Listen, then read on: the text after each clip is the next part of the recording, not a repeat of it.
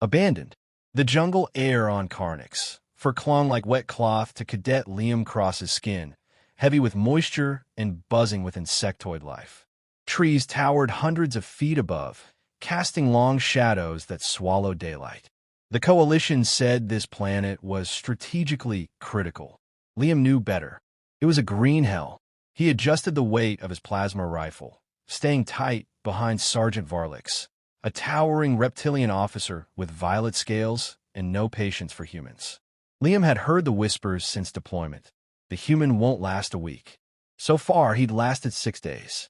They were deep in enemy territory on a recon op, tracking signs of Silari raider activity. The Silari were fast, spider-limbed, and brutal, infamous for ambush tactics and optical camouflage. The kind of enemy that never played fair, but then again, war never did.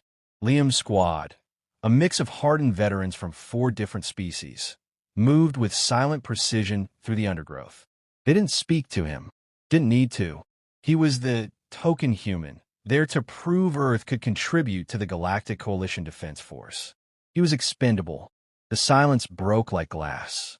A shriek, high-pitched and metallic, tore through the air as plasma bolts ripped down from the canopy. The squad scattered.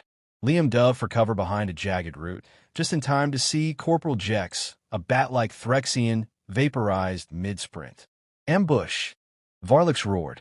Liam's heart pounded as he fired into the trees, but his shots found only air and foliage. Silari shadows danced through the branches, camouflaged and fast. He heard the whine of a grenade.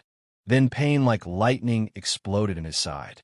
He was down, blood pouring from a gash in his ribcage. "Cross is hit," someone shouted. For a moment, through the haze, he saw a figure. Commander Tolrek, the Zarnian in charge.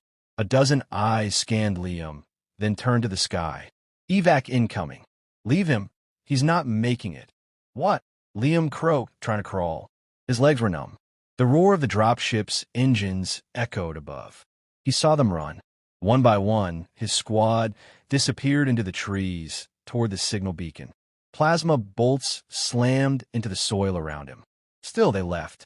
Liam's last sight before passing out was the rising blue glow of the evac shuttle and the searing pain of betrayal. He woke to darkness and fire.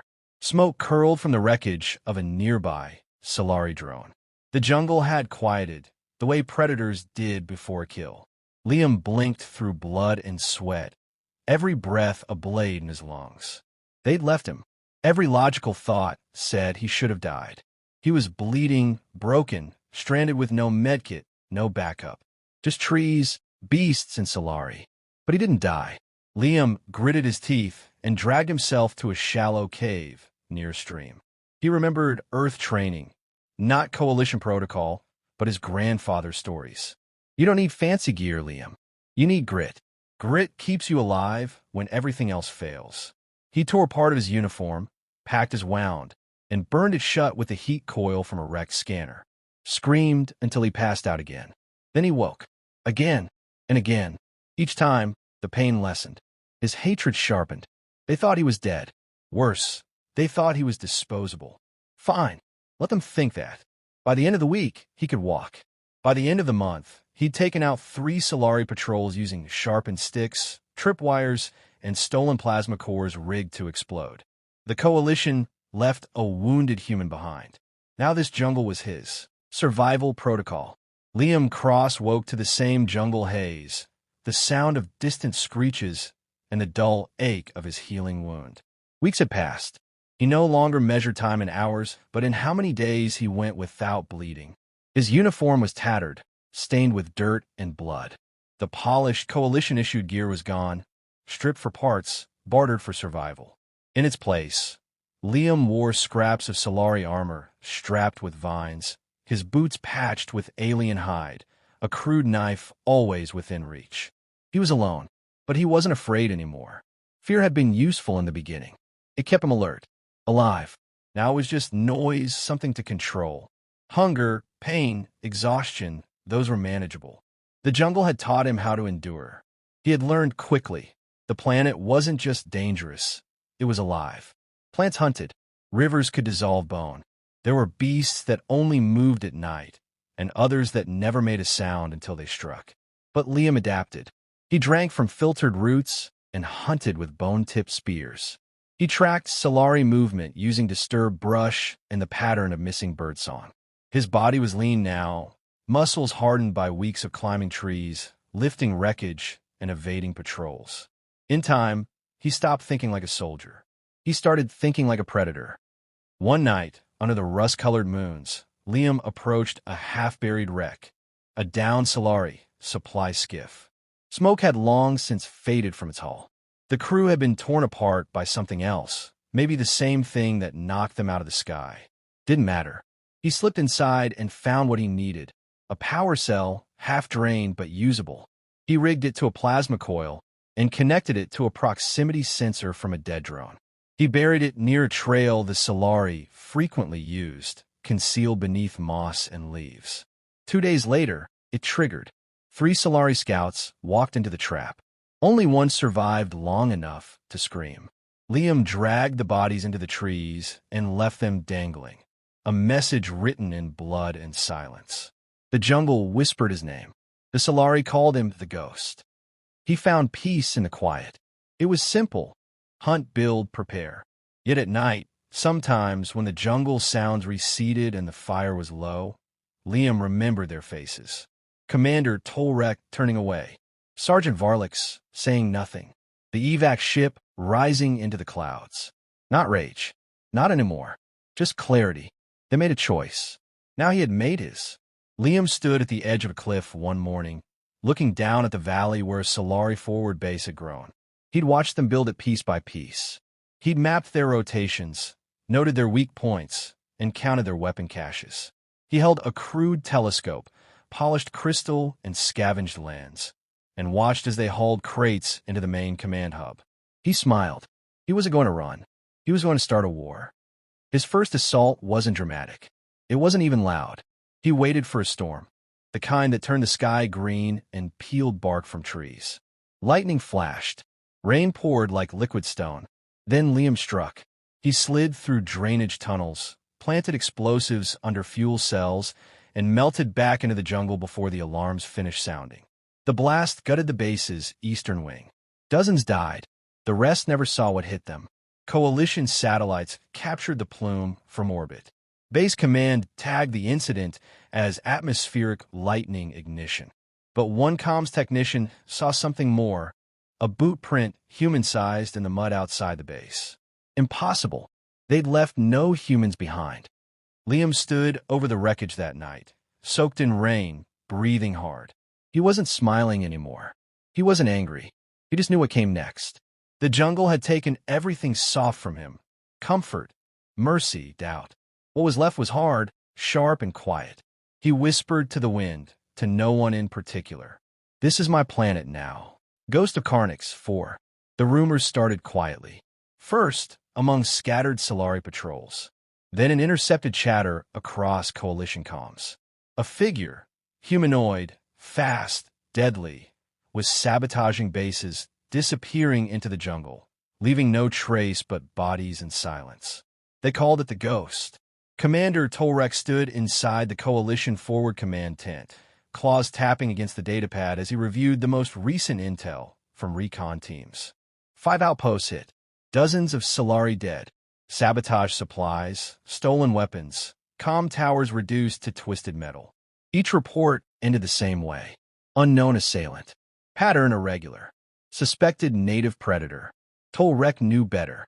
He stared at the blurry still image on the last page, taken from a damaged surveillance drone. A humanoid form, barely visible through the storm, cloak made of stitched Silari armor, eyes glowing faintly behind a mask. Human eyes. Impossible, he thought. We left him behind. He said nothing. Deep in the jungle, Liam Cross crouched in the canopy, eyes fixed on a Silari convoy rumbling through the moss-choked path below. 5 vehicles. 2 hover scouts. Light armor, heavy supplies. 1 officer. He whispered the plan aloud. Not for anyone else, just to hear his own voice. It kept him grounded. Reminded him he was still human. First trap hits the lead truck. Then EMP spike disables the rear.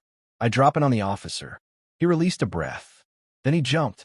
The first detonation lifted the scout vehicle into the air, its anti-grav engine sputtering as it spun and crashed. Screams echoed. Liam hit the second truck like a missile, swinging down with a reinforced cable and driving his blade into the engine housing. Gunfire burst around him. The EMP spike detonated in a sharp pulse, silencing 3 of their weapons instantly.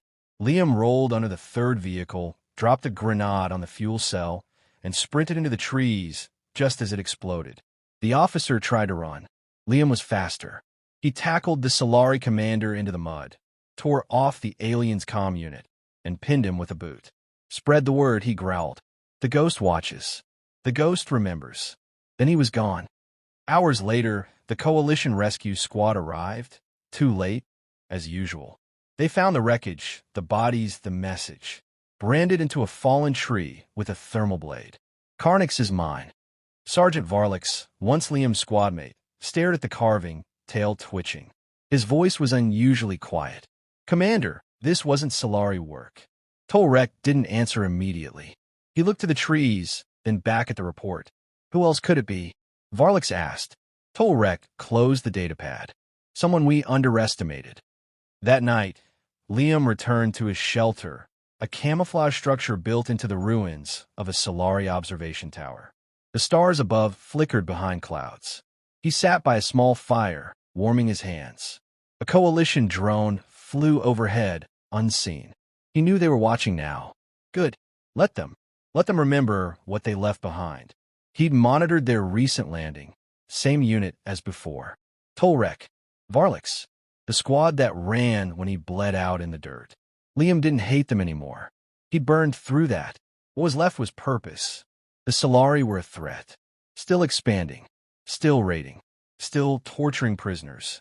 The Coalition had protocols, war councils, diplomatic delays. Liam had something else. He had time. He had a jungle that obeyed, no order but survival. And he had a message to send, not to them, but to everyone who thought humans were weak. He carved another symbol into the metal wall beside him. The Coalition's emblem, with one change. A single slash through the crest. Broken. Abandoned. But not dead. Back at Coalition HQ, Tolrek stood before the war table. Holograms flickered with battle maps. Reports came in faster now. Another strike. Another squad lost. And always the same signature. Varlix turned to him. "We can't ignore this anymore. Whoever it is, he's winning." Tolrek's eyes narrowed. "No," he said slowly. "He's not just winning. He's teaching us what war looks like when you don't have a fleet behind you. When survival is your only mission." Silence fell over the room. Then a junior officer entered, holding a comm tablet. "Sir," she said, voice trembling. "We intercepted Silari comms. They're pulling out of Sector 3. They think the Ghost is a Coalition weapon." Tolrek took the tablet, studied the data. Finally, he spoke. "Prepare a message." Uncoded. "To who?" He looked up. Expression unreadable. "To the Ghost of Karnyx 4. The call for backup." The Coalition gunship dropped through Karnyx 4's upper atmosphere like a spear. Engines roared, scattering jungle birds and boiling fog off the treetops. Inside, Commander Tolrek stood silently, armored hands gripping the rails as the planet's green expanse unfurled below. Next to him, Sergeant Varlix checked his weapon, more out of habit than necessity. No one spoke. They weren't here on orders. This mission wasn't in the logs. They were here because the rumors had become reports. The reports had become patterns. And the patterns all pointed to one truth. Liam Cross was alive. Not only alive, he was winning a war the Coalition was losing. The gunship landed in a ruined clearing. The remains of a Silari depot Liam had destroyed days ago. Scorch marks blackened the trees. Metal debris lay scattered like bones. Tolrek stepped out first, eyes scanning the jungle. "Cross," he called, his voice amplified through his helm. "We're not here to fight. We need to talk." Silence. Then a whisper from the trees, low and even. "You finally came back." They turned. Liam stood on a branch above them, half in shadow, wrapped in scavenged armor and branches, a rifle slung across his back, a blade at his hip. The Ghost. Varlic stepped forward, but Liam's eyes pinned him like a knife. The sergeant stopped cold. Tolrek removed his helmet, baring his insectoid eyes. "We were wrong," the commander said. "You should never have been left behind." Liam dropped from the tree, landed without a sound. "You didn't just leave me," he said, voice flat. "You decided I wasn't worth the weight of evacuation." Tolrek didn't argue. "You're right. We failed you. And now, the Silari are afraid of you. They think you're a weapon we built in secret." "I am," Liam said. "Just not yours." He turned to leave, but Tolrek held out a small hollow chip. It flickered to life, showing satellite feeds. Silari fleets massing near the northern ridge. They found something. A relic site. If they crack it open, it'll give them enough power to burn half the sector. We can't reach it in time. And, Liam asked, "We need your help." Liam looked at them both.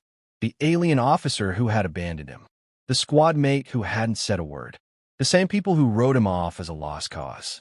"You have ships, drones, battalions," he said. "Why come to me?" "Because they've learned how to fight us," Tolrek said. "But they don't know how to fight you." That stopped Liam. For a moment, the forest went still. He stared at the flickering hologram again, saw the size of the incoming fleet, the number of lives at stake. He hated them.